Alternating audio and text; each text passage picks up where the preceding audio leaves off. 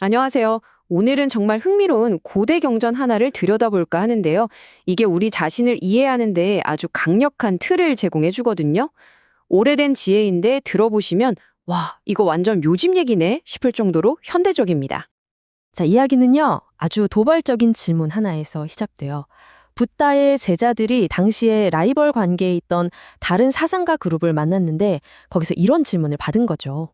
아니, 우리 가르침이나 당신네 가르침이나 쾌락, 형색, 느낌을 제대로 알자고 하는 건 똑같지 않소요?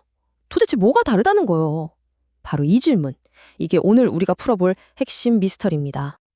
네, 첫 번째 섹션 고대의 철학적 논쟁입니다. 그러니까 경전에 나오는 이야기인데요. 붓다의 제자들이 다른 수행자들을 만났는데 그 사람들이 우리 가르침이나 당신들 가르침이나 본질적으로 똑같다고 주장한 거예요. 이 만남이 대체 뭐가 다른가 하는 아주 근본적인 질문을 던지게 된 거죠. 자, 두 번째 섹션. 붓다의 세 가지 질문입니다. 제자들이 돌아와서 이 상황을 쫙 보고 하니까 붓다가 그건 이거다 하고 딱 잘라 말하는 대신에 정말 강력한 분석 도구를 하나 제시합니다. 그게 바로 어떤 경험이든 꿰뚫어 볼 수 있는 세 가지 질문이었어요. 바로 이겁니다. 그 달콤함은 무엇인가? 그 위험은 무엇인가? 그리고 거기서 벗어나는 길은 무엇인가? 이 세 가지 질문이 오늘 이야기 핵심 프레임이에요. 그러니까 어떤 경험이든 이 세 가지 측면을 다 봐야 전체 그림이 보인다는 거죠. 달콤함, 위험, 그리고 벗어남. 하나씩 자세히 뜯어볼까요? 첫 번째, 달콤함. 이건 뭐냐면요. 우리가 어떤 경험에서 바로 느끼는 그 좋은 점, 그 즐거움, 만족감 같은 거예요. 우리를 확 끌어당기는 매력이죠. 말 그대로 우리를 무언가에 빠져들게 만드는 미끼라고 생각하시면 딱 맞습니다. 그리고 두 번째는 위험입니다. 이건 뭐랄까, 그 달콤함에 가려져서 우리가 잘 못 보는 숨겨진 비용, 단점 같은 거예요. 그 즐거움 뒤에 어김없이 따라오는 부정적인 결과들이죠. 마치 빛이 있으면 그림자가 생기는 것처럼요. 자, 마지막으로 벗어남입니다. 이건요, 앞에서 말한 그 달콤함과 위험, 이 두 가지를 완전히 아주 명확하게 이해했을 때 비로소 열리는 길이에요. 바로 자유로워지는 거죠. 이게 중요한 게 그냥 싫다가 피하는 게 아니라 그 실체를 온전히 알므로써 그걸 넘어선다는 의미입니다. 자, 세 번째 섹션, 욕망의 위험성입니다. 그럼 이제 이 세 가지 분석 틀을 가지고 실제 사례에 한번 적용해 봐야겠죠? 첫 번째 타자는 바로 감각적 쾌락의 추구입니다. 우리 모두에게 너무나 익숙한 이야기죠. 일단 욕망의 달콤함. 이건 설명이 필요 없을 정도로 명확하죠. 우리 눈, 귀, 코, 혀, 몸으로 느끼는 즐거움들, 멋진 풍경, 아름다운 음악, 맛있는 음식, 좋은 향기, 부드러운 촉감, 이런 것들이 우리를 끌어당기는 강력한 힘이잖아요. 자, 그런데 그 위험은 어떨까요? 이 부분이 정말 흥미로운데요. 경전에서는 이 위험을 마치 도니노처럼 하나의 연쇄적인 과정으로 설명해요. 한번 보세요. 첫째, 그걸 얻으려고 엄청나게 애를 써야 하죠. 둘째, 얻는데 실패하면 슬픔에 빠집니다. 셋째, 운 좋게 얻었다고 해도 끝이 아니에요. 이젠 그걸 지키려고 불안해하죠. 넷째, 그러다 잃어버리면 엄청난 고통이 따릅니다. 그리고 마지막 다섯 번째 단계는 그걸 지키려고 혹은 빼앗으려고 다툼과 폭력까지 일어난다는 겁니다. 그래서 경전은 아주 단호하게 결론을 내립니다. 이 거대한 고통 덩어리는 전부 감각적 쾌락에서 비롯됐고 그걸 원인으로 하고 그걸 뿌리로 한다는 거죠. 여기서 중요한 포인트는 쾌락 자체가 악이라는 게 아니에요. 그게 아니라 그 쾌락에 대한 집착이 어떻게 이런 고통의 연쇄 반응을 만들어내는지를 꿰뚫어 보라는 겁니다. 네, 네 번째 섹션, 형색의 무상함입니다. 이제 두 번째 사례로 넘어가 볼게요. 이번에는 우리 모두가 어느 정도는 가치를 두는 것, 바로 육체의 아름다움, 형색에 이 분석 틀을 똑같이 적용해 보겠습니다.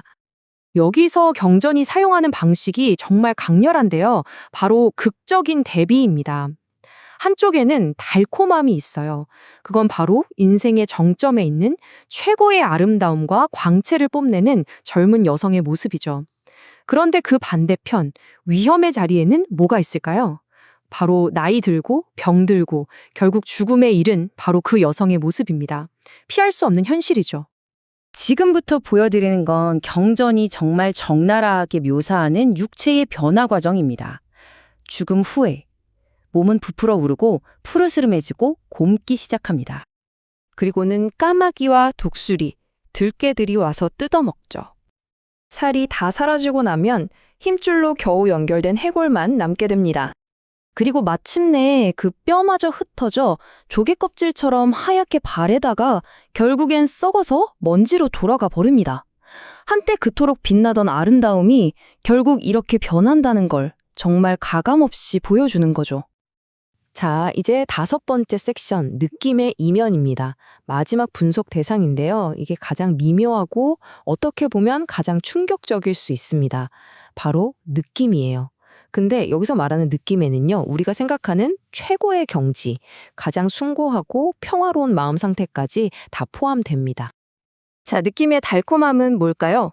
경전은 심지어 깊은 명상을 통해 얻는 그 어떤 것과도 비교할 수 없는 순수하고 해롭지 않은 행복감, 그 지극한 기쁨조차도 달콤함의 한 종류로 봅니다.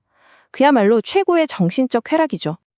아니, 이렇게 순수하고 좋은 느낌에 대체 무슨 위험이 있다는 걸까요? 바로 그 느낌의 본질 자체의 위험이 숨어 있습니다. 경전에서는 이렇게 말해요.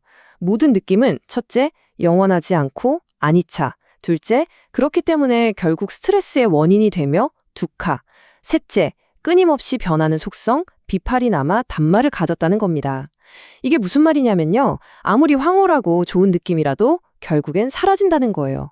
한번 생각해 보세요. 정말 행복한 순간에 이대로 시간이 멈췄으면 좋겠다고 생각하는 바로 그 마음에 이미 이 행복이 끝나면 어떡하지? 라는 불안의 씨앗이 들어있는 거나 마찬가지예요. 최고의 기쁨을 맛본 뒤에 찾아오는 그 묘한 허무함, 완벽했던 휴가가 끝나갈 때 밀려오는 아쉬움, 이 모든 게 바로 느낌의 위험인 거죠. 핵심은 그 느낌이 나빠서가 아니라 본질적으로 변하기 때문에 우리가 온전히 기댈 수 없다는 데 있습니다. 네, 마지막 6번째 섹션, 전체 그림 보기입니다. 이제 결론을 내릴 시간이죠. 처음에 던졌던 질문 기억나시나요? 다른 가르침과 뭐가 다르냐? 붓다가 제시한 그 차이의 핵심은 바로 이 3가지 틀로 분석하는 능력, 즉 전체 그림을 보는 힘에 있었습니다. 이 표를 보시면 한눈에 정리가 되실 겁니다. 보세요. 욕망, 형색, 그리고 느낌. 이 3가지 주제 모두에 똑같은 패턴이 적용되죠. 우리를 유혹하는 달콤함이라는 미끼가 있고 그 뒤에는 반드시 위험이라는 숨겨진 대가가 따라옵니다. 아마 다른 사상가들은 이 달콤함의 측면만 보고 이것을 추구하자거나 혹은 이것을 완전히 이해했다고 말했을지 몰라요. 하지만 붓다의 가르침이 달랐던 건 그 달콤함의 이면에 있는 위험까지 포함해서 이 전체를 봐야 한다고 말한 점입니다. 이건 2500년 전 이야기지만 사실 오늘 우리에게도 정말 중요한 원칙을 알려줍니다. 우리가 인생에서 무언가를 선택할 때 그냥 좋아 보이는 면, 그 달콤함만 보고 달려들 게 아니라 그 선택에 따르는 대가, 그 이면에 숨겨진 위험이 뭔지까지 함께 고려해야 한다는 거죠. 일종의 현명한 위험 보상 분석이랄까요? 자, 오늘 이야기를 마무리하면서 마지막으로 이 질문을 여러분 자신에게 한번 던져보셨으면 합니다.